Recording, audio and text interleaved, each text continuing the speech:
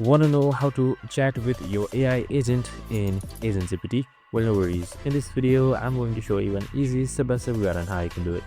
It's super simple and under a minute, so let's get straight to it.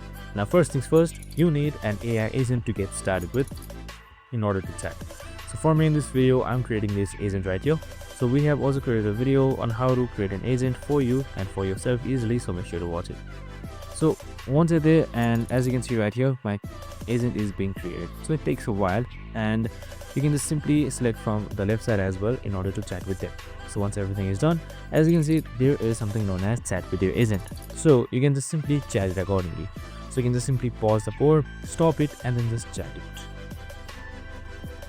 And once that is done, you can just simply select that right here, and it should just simply give you a prompt just like this, and that's it. Super simple and easy. I hope this video helped. If it did, make sure to like, subscribe, and tune in with us for more of the similar videos. Have a good day and see you in the next one.